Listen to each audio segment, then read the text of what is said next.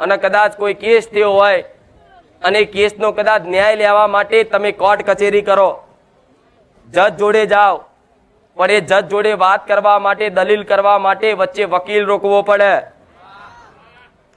એ વકીલ રોકો, તારે વકીલને તમે કહો કે અમારે આવું હતું, તારે વકીલે બધા મુદ્દા કઈ જજને કહે કે આ નિર્દોષ છે, આને જવા દો, આને આટલું કરી દેશે, આટલો દંડ કરી દેશે, તો કોર્ટ કદાચ એને યોગ્ય લાગે, વકીલની વાત યોગ્ય લાગે કોર્ટને, જજને, તો જજ તરત એમ કહી દે હાર ભાઈ જાઓ, આને આટલો દંડ કરી દો, 500 રૂપિયા, આને છોડી દો, વાંધો નહીં.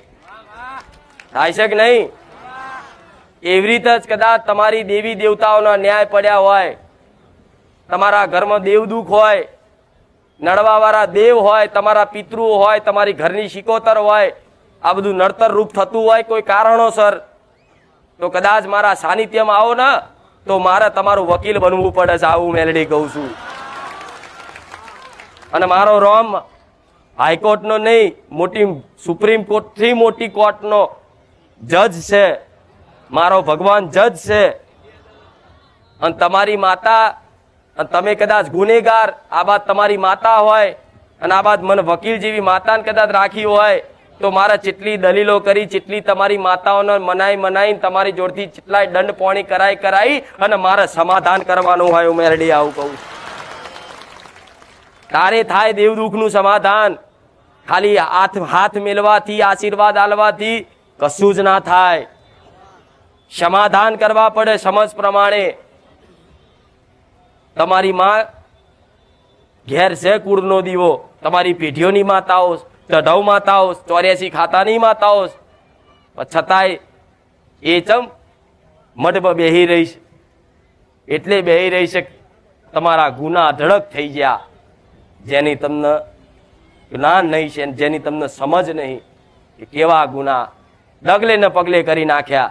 પણ છતાંય જો ગુના તો હજારો હશે, કેટલા હજારો નહીં, હું તો લાખો કહું છું, લાખો ગુના છે. જેટલા આ જન્મમાં કદાચ ગુનાનું સમાધાન કરી કગરીને થાકો ને તોય કદાચ તમારા આ જન્મમાં એનું સમાધાન ન થાય. એટલા કંઈકના પાપ ને એટલા ગુના પડ્યા છે. પણ છતાંય જો મારા બોલ ઉપર અને મારી પર એક ઓંતરો વિશ્વાસ હોય ને, એ કુખાર મેલડી એટલે રોમબોણ માતા છે. અમને પૂરેપૂરો ભરોસો છે, અમારા દેવનું ચોખ્ખું કરશે તો કુખાર મેલડી જ કરશે, જગતમાં બીજું કોઈ નહીં કરી શકે.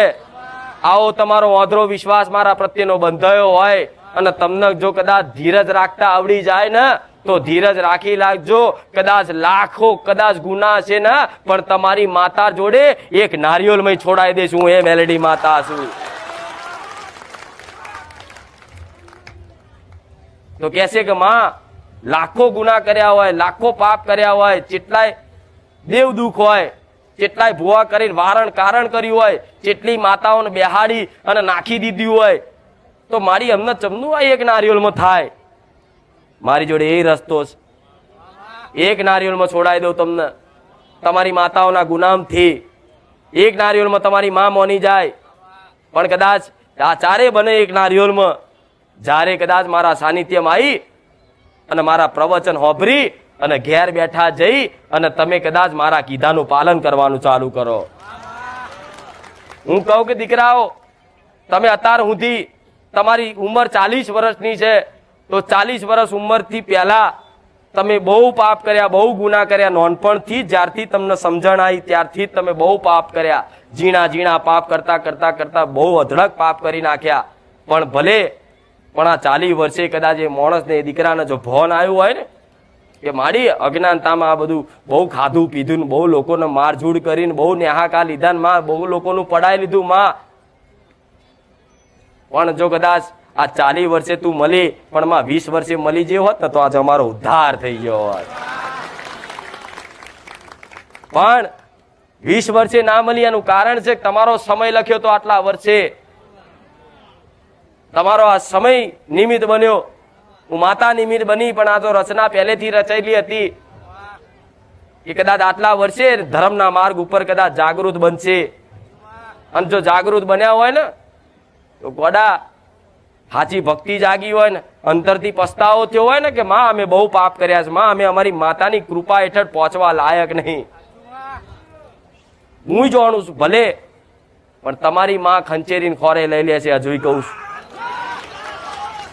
લઈ લે છે, ચિંતા ના કરતા. તમારી ઘેર તો માં બેઠી છે, પણ હું ગુરુ જેવી માતા બેઠી છું.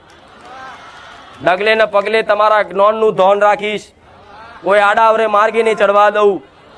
તમારો કદાચ વિચાર થઈ જશે કંઈક ખોટું કરવાનો, તરત મારો ખુખાર મેલેડીનો મેસેજ નાખીશ, દીકરા નહીં નહીં ને નહીં.